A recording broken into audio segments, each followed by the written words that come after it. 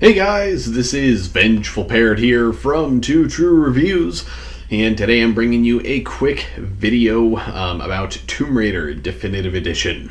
Like I said, I wanted to do just kind of like a quick sort of informational video, I guess, that gives my opinion about the game as well as whether or not the definitive edition is, worth the money in comparison to, the last generation rendition of this title. So for those of you that don't know, Tomb Raider originally came out on the Xbox 360, PS3, and PC last year on, I believe, March 5th, 2013.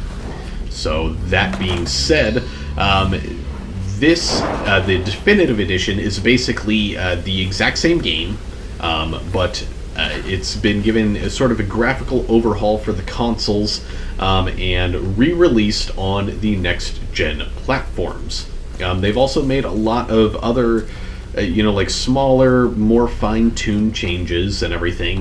Like some of the sound has been remastered. There are some differences in the sound effects, like the climbing axe when it hits the stone and everything like that makes a little bit of a different sound. Some of the animations for looting objects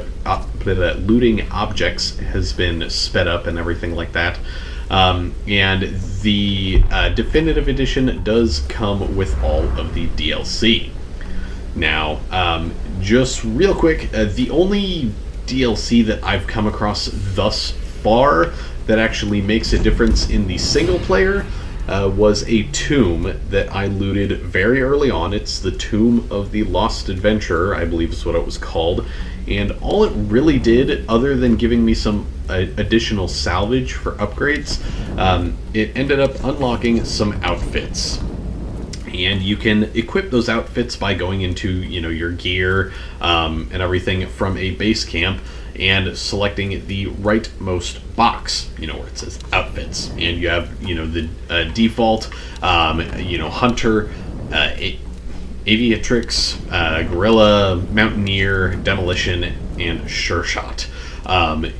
You can't really tell exactly what the costumes look like by this little suitcase kind of thing that they have going here.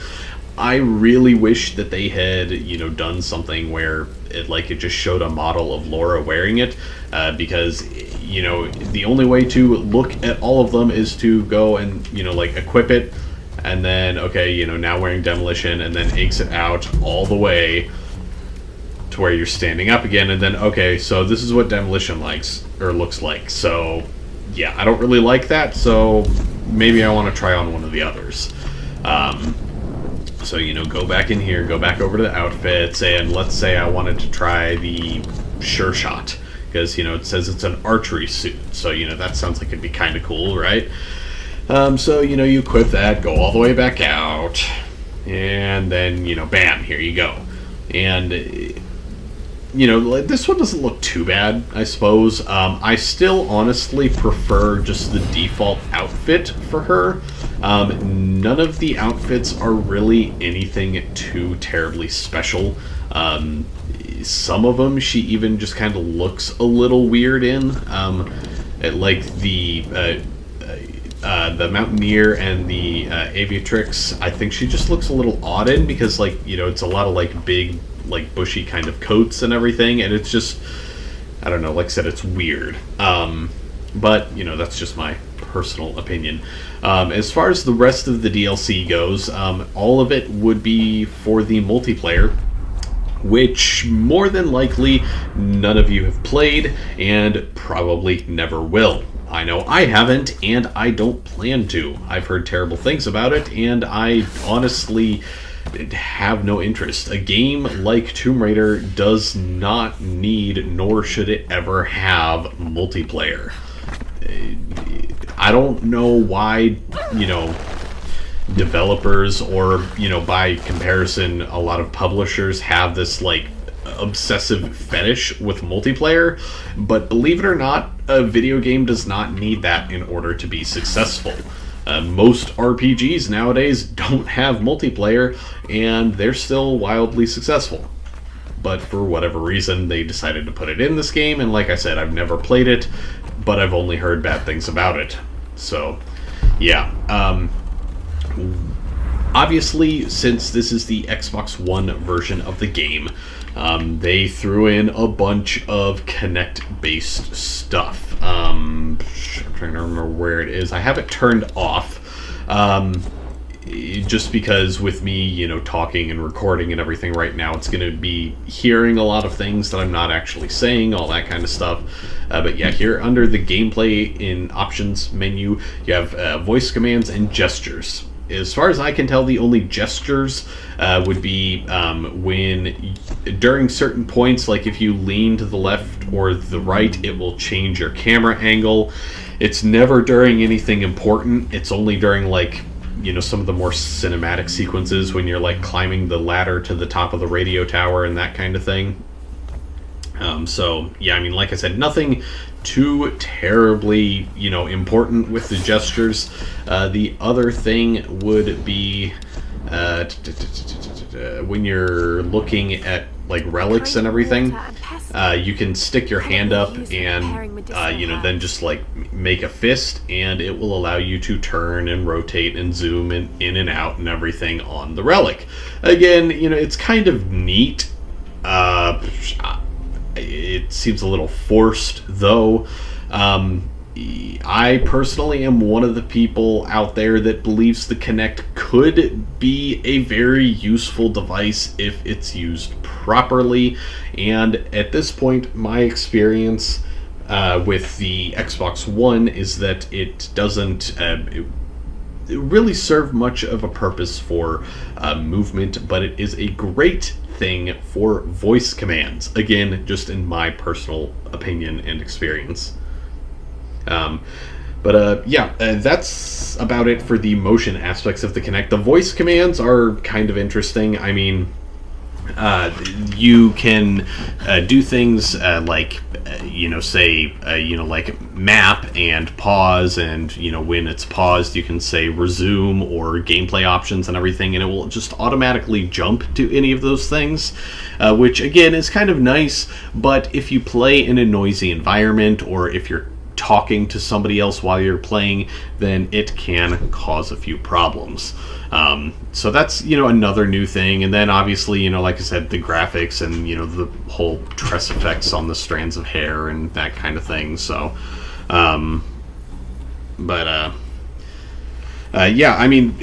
other than that, not a whole lot that is new. Still a fantastic game, if you ask me. And if you haven't played it yet, I do highly recommend that you, if you have an Xbox One or a PS4, go out and buy this game, the Definitive Edition. However, if you don't necessarily care about all of the small tweaks and the nice graphics and everything, you won't be missing anything by going out and buying it for the previous generation of consoles, if you still have, a PS3 or an Xbox 360 or something. If you were to play the game on one of those, you would still have just as much fun. It just wouldn't look quite as nice, and there wouldn't be, as many neat kind of little features. As far as my favorite additions to the Definitive Edition, one of my favorite things would have to be the... How did I miss that thing? Whatever. One of my favorite things would have to be a minor change, a very minor change that they added to the map. Right here is a book, as you can see on the ground. And here on my map, it is marked, and it just has a regular standard question mark. In the previous game, or not in the previous game, but in the previous, I guess, installment, they pretty much any relic, document, GPS cache, whatever that you haven't found would be listed as a question mark, and that is that's regardless of whether or not you have the appropriate items to go and retrieve it. So let's say let's just pretend that these planks right here led into a separate room, and you had to get into that room in order to get this book. In the previous game, you would be looking at this, and it would just be, you know, like a plain Jane question mark, and you wouldn't really know that, hey, the book is in there, but I can't get in there yet. I mean, you could use some logical, you know, deduction and reasoning and just be like, oh, you know, hey, I don't, you know, have the tools or whatever that I need to get past these planks yet, most likely, seeing as how nothing I do to it will destroy it. You know, that would make sense. However, when you have as many collectibles as what there are in this game, it can be a little tedious and cumbersome running around from one thing to the next, figuring out whether or not it's possible for you to get it.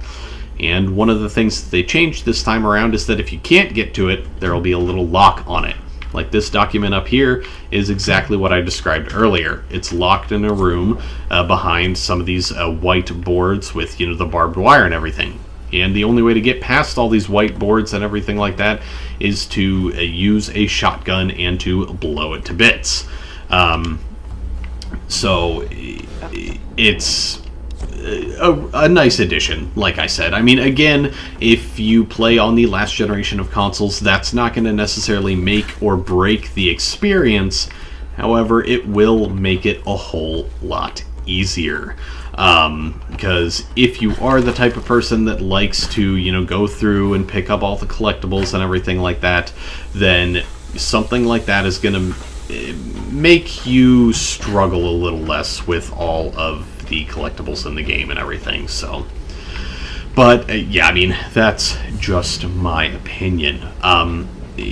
Other than that, I don't believe there are any other major changes at all.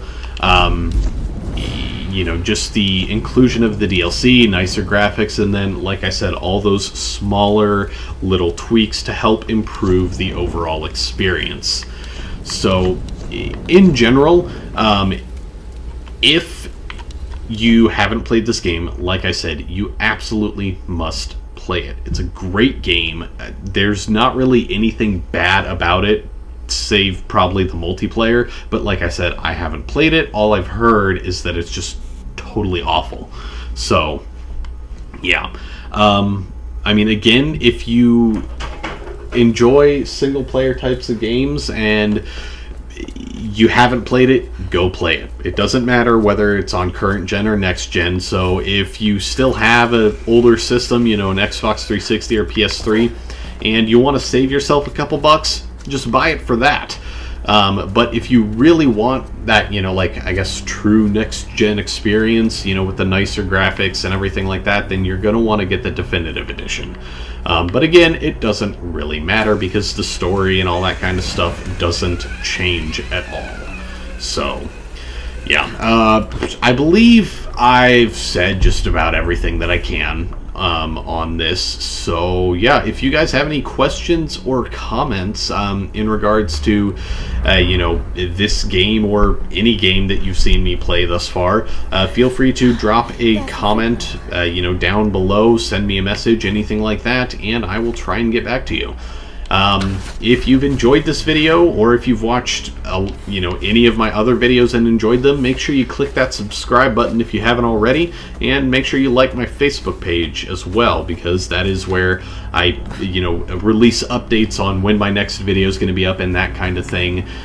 You will find all that information on there.